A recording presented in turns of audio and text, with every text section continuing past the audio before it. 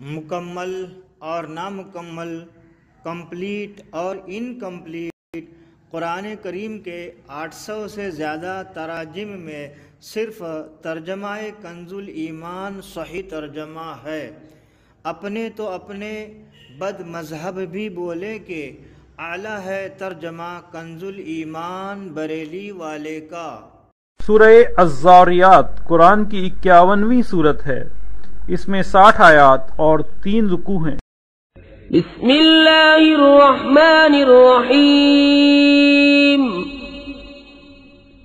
اللہ کے نام سے شروع جو بہت مہربان رحم والا۔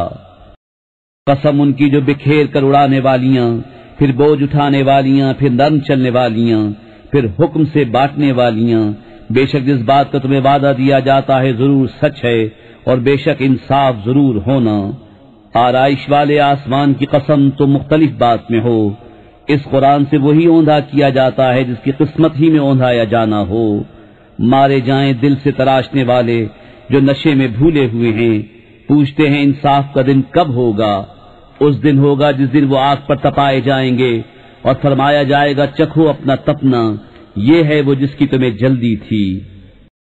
بے شک پرہیزگار باغوں اور چشموں میں ہیں، اپنے رب کی عطائیں لیتے ہوئے۔ بے شک وہ اس سے پہلے نیکوکار تھے۔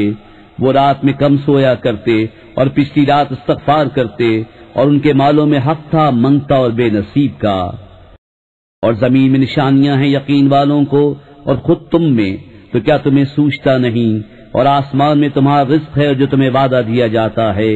تو آسمان اور زمین کے رب کی قسم، بے شک یہ قرآن حق ہے، ویسی ہی زبان میں جو تم بولتے ہو۔ اے محبوب، کیا تمہارے پاس ابراہیم کے معزز مہمانوں کی خبر آئی؟ جب اس کے پاس آ کر بولے سلام، کہا سلام، ناشناسا لوگ ہیں۔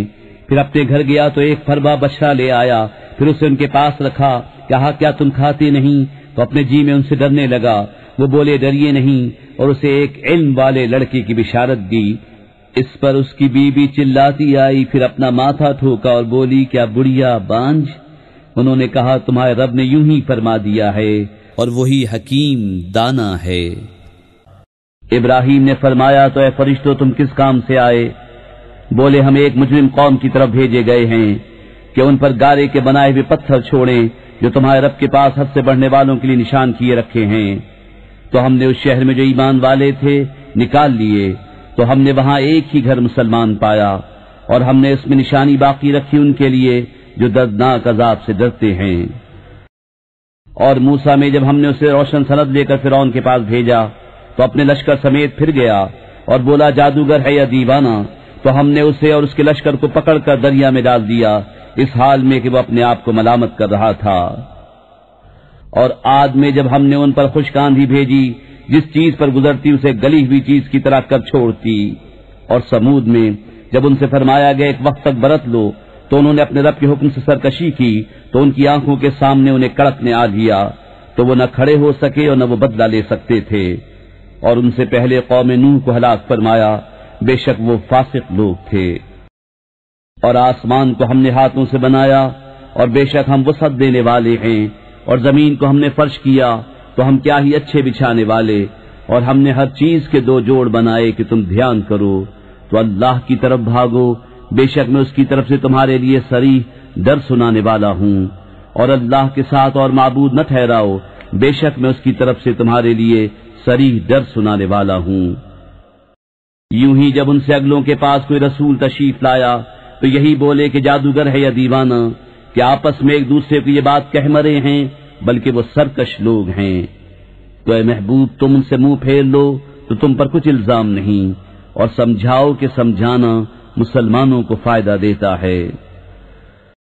اور میں نے جن اور آدمی اپنے ہی لیے بنائے کہ میری بندگی کریں، میں ان سے کچھ رزق نہیں مانگتا، اور نہ یہ چاہتا ہوں کہ وہ مجھے کھانا دیں۔ بے شک اللہ ہی بڑا رزق دینے والا، قوت والا، قدرت والا ہے۔ تو بے شک ان ظالموں کے لیے عذاب کی ایک باری ہے جیسے ان کے ساتھ والوں کے لیے ایک باری تھی، تو مجھ سے جلدی نہ کریں۔ تو کافروں کی خرابی ہے ان کے اس دن سے جس کا وعدہ دیے جاتے ہیں۔